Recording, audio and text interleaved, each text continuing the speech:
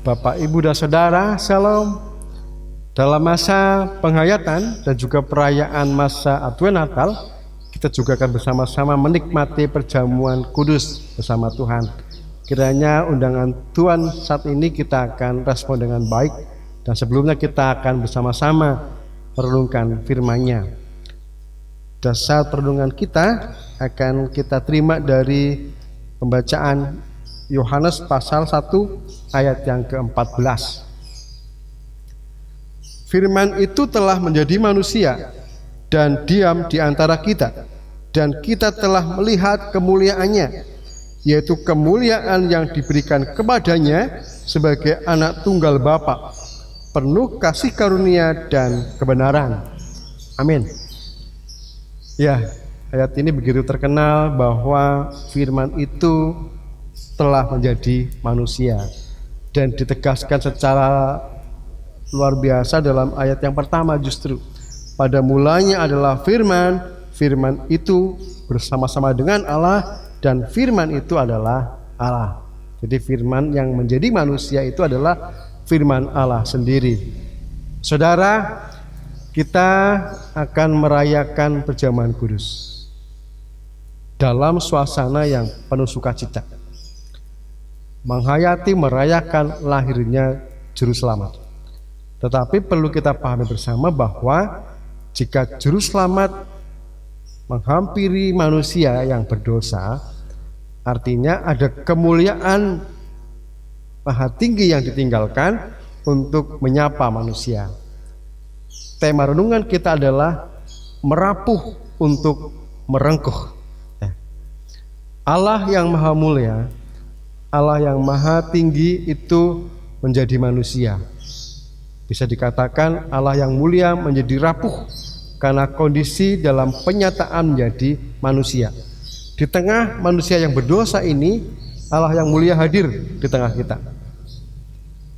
Konsep yang luar biasa dari karya penyelamatan Allah, meninggalkan kemuliaannya untuk menyapa manusia yang berdosa. Kalau kita kemudian berpikir lebih luas, maka akan sampai pada pemahaman teologi tentang karya penyelamatan Allah dalam konsep Tritunggal. Satu hakikat dalam tiga penyataan. Bagaimana Allah menyelamatkan manusia dalam tiga periode. Periode bangsa Israel, periode manusiawi Yesus, dan juga periode Roh Kudus. Kita saat ini ada di periode karya penolong, yaitu Roh Kudus. Tetapi perayaan tentang bagaimana karya Allah melalui inkarnasi Yesus Kristus menjadi bagian penting yang tidak bisa kita lupakan dalam setiap pertumbuhan dan keutuhan iman kita. Nah, terkait dengan ini, merapuh untuk merengkuh menjadi keteladanan Allah. Manusia yang berdosa tidak bisa menyelamatkan dirinya sendiri, perlu direngkuh. Dan rengkuhan Allah ini dengan cinta kasihnya itu, dia rela menyerahkan anaknya yang tunggal tadi. Firman Allah, firman itu Allah menjadi manusia dalam diri Yesus Kristus. Kita hayati, kita rayakan dalam peristiwa Natal. Kemudian anak ini yang kemudian menyelamatkan umat manusia. Kerapuhan yang diambil oleh Allah, keputusan dari Allah yang maha tinggi untuk menyapa manusia menjadi bagian penting kehidupan kita, yang harus kita rayakan sebagai dasar keimanan kita semua.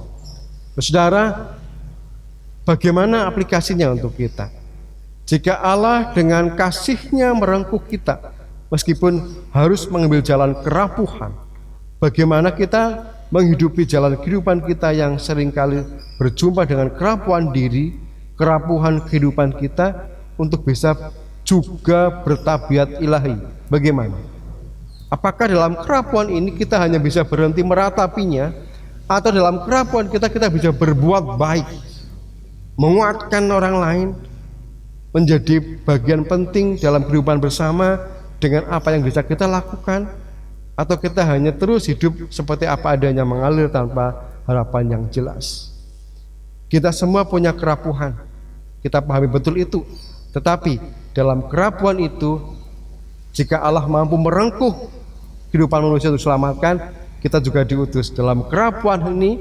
Kita tidak hanya bangkit untuk kuat, tetapi juga diutus untuk merengkuh yang lain, untuk mempertemukan kerapuhan itu dengan Allah, sehingga Allah itu kita muliakan.